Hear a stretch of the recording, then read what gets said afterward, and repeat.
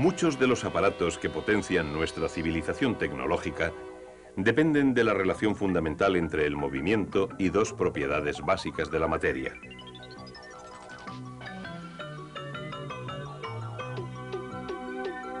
Ciencias físicas, electricidad y magnetismo.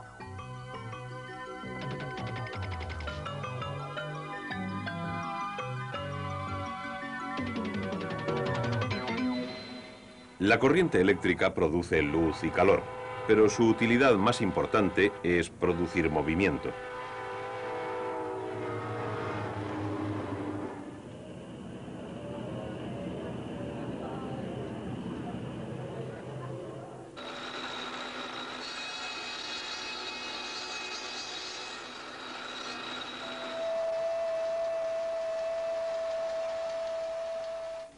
Para ver cómo la electricidad produce movimiento, debemos comparar ciertas fuerzas.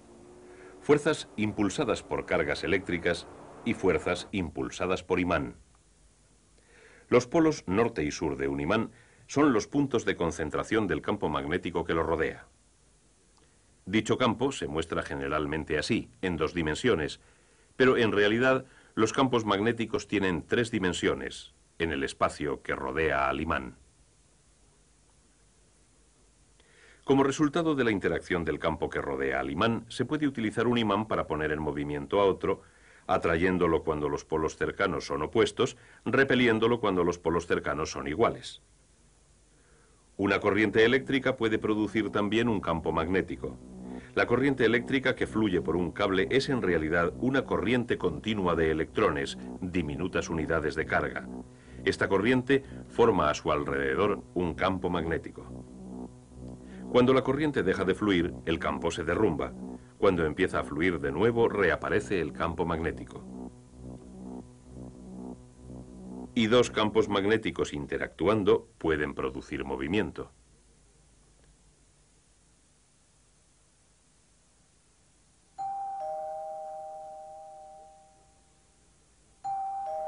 Los campos magnéticos que rodean a los imanes y cables cuando fluyen por ellos corrientes eléctricas se producen de distintas maneras. Cuando fluye la corriente por el cable, los electrones son impulsados de átomo en átomo. Cada electrón en movimiento produce un diminuto campo que se extiende a su alrededor. Si se extienden suficientes campos alrededor de suficientes electrones, aquellos se combinan para formar un campo mayor alrededor de todo cable. Un campo similar rodea al imán. También es la consecuencia de las cargas en movimiento, aunque el imán no lleve corriente. Helo aquí. Generalmente, cuando los electrones se desplazan en el núcleo del átomo, los campos que crean tienden a moverse en todas direcciones y se anulan entre sí. Pero los átomos de ciertas sustancias magnéticas desprenden varios campos. Estos campos pueden combinarse para formar un campo mayor alrededor de todo el imán. Este campo es igual al que se produce en un cable cuando lleva corriente. Tiene un polo norte y un polo sur. Y cuando los campos magnéticos interactúan, desprenden fuerzas que producen movimiento. El campo magnético que se produce en un cable cuando lleva corriente se intensifica cuando el cable forma una espiral. Y cuando el centro de la espiral es de hierro, el campo se intensifica aún más al concentrarse el magnetismo y produce un electroimán, que es mucho más potente que un imán corriente. Los electroimanes también son útiles porque se pueden encender y apagar. En los automóviles el motor se pone en marcha con una llave porque al girarla se completa el circuito y envía la corriente por el espiral. Su campo atraviesa el de un imán cercano y este se pone en movimiento cerrando el circuito que impulsa la puesta en marcha. En Japón, un tren experimental se eleva y es impulsado por una serie de electroimanes cuyos polos se repelen con los del tren.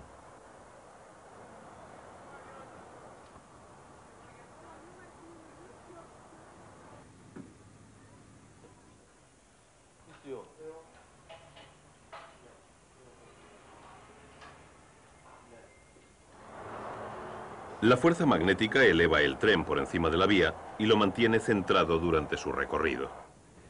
Esta fuerza magnética que mueve al tren produce movimiento en línea recta. Se trata de un movimiento lineal. Pero los motores eléctricos utilizan espirales o bobinados que llevan corriente, a la vez que imanes para producir movimiento giratorio. Las piezas más importantes de un motor son el imán y el espiral o bobinado. El imán suele tener forma de U. Uniendo los polos de esta manera se concentra el campo en el espacio que hay entre los dos. Cuando la corriente pasa por el espiral, este se convierte en electroimán. Si los polos norte y sur están junto a los mismos polos del imán, una fuerza los separa, volviendo el espiral hacia los polos opuestos del imán. Pero si se invierte la dirección de la corriente, cuando el espiral se desliza, es impulsado de nuevo. Esto ocurre porque al invertir la dirección de la corriente se invierten los polos del espiral.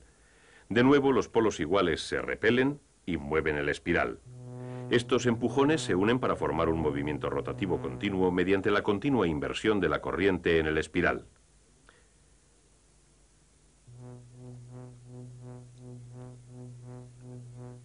Este tipo de corriente invertida es la que se suministra a las casas.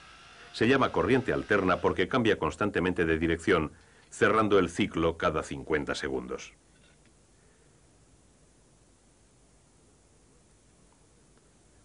Naturalmente, los motores también pueden funcionar con corriente continua, la clase de corriente que genera una batería. Luego, un aparato invierte la corriente del espiral y el efecto es el mismo. La relación entre electricidad, magnetismo y movimiento es tan íntima que dos de ellos producen el tercero.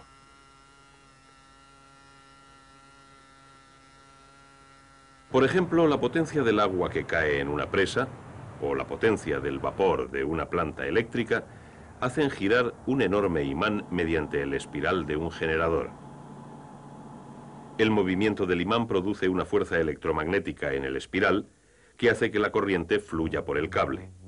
O sea, el movimiento y el magnetismo producen electricidad en el generador, mientras que la electricidad y el magnetismo producen el movimiento de un motor. La mayoría de los motores eléctricos dependen de la corriente que producen los generadores, y estos son los responsables de las enormes cantidades de energía eléctrica de que depende nuestro mundo tecnológico. Los generadores que proporcionan la mayoría de nuestras necesidades producen corriente alterna de la siguiente manera. Se montan dos argollas en el eje sobre el que gira el espiral. Las argollas toman contacto con dos escobillas de carbón o de cobre. Estas escobillas conectan las argollas a un circuito externo y cuando el espiral gira en el campo magnético, una mitad se mueve hacia arriba y la otra mitad hacia abajo. Esto produce una corriente de dirección única. Conforme va girando el espiral, la mitad que se movía hacia arriba ahora se mueve hacia abajo y la otra mitad también ha invertido su dirección. Este cambio de dirección invierte la dirección de la corriente y de esta inversión constante surge la corriente alterna.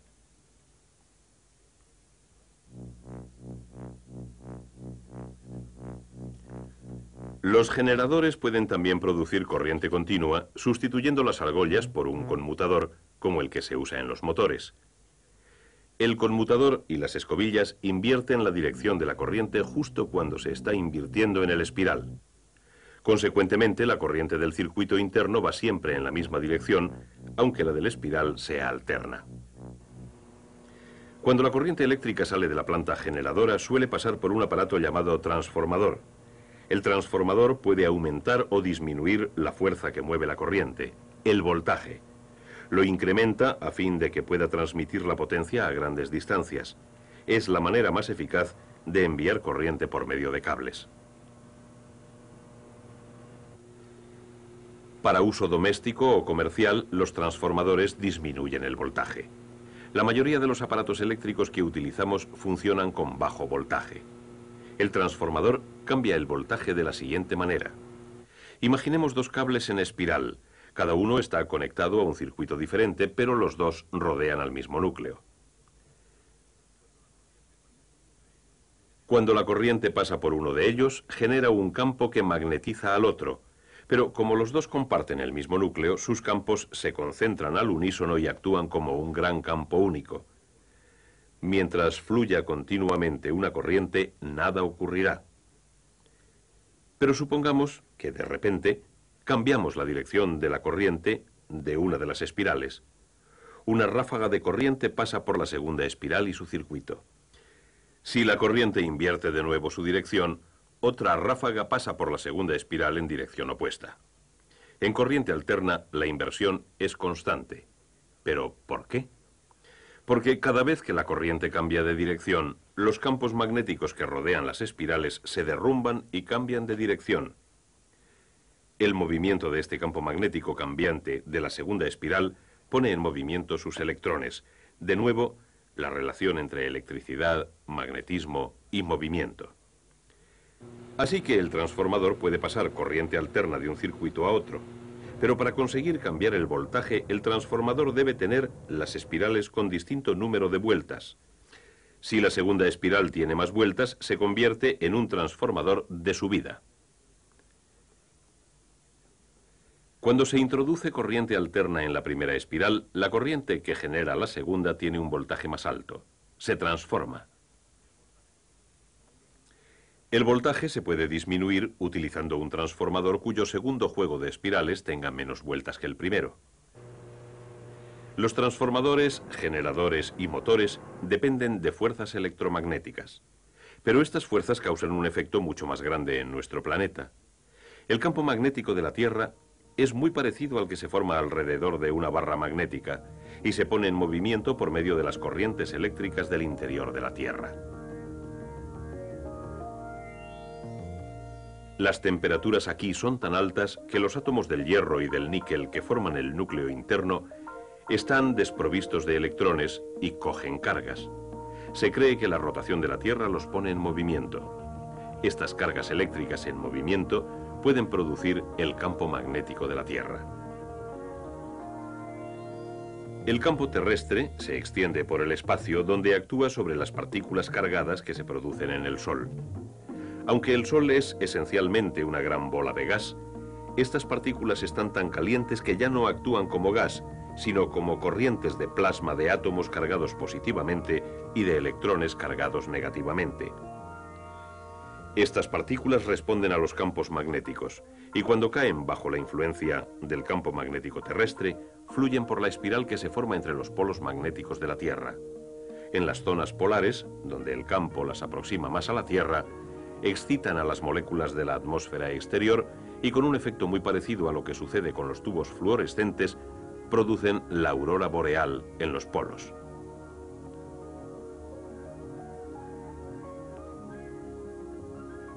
El color blanco verduzco lo producen los átomos del oxígeno, que también pueden crear una luz carmesí cuando el plasma tiene gran cantidad de energía.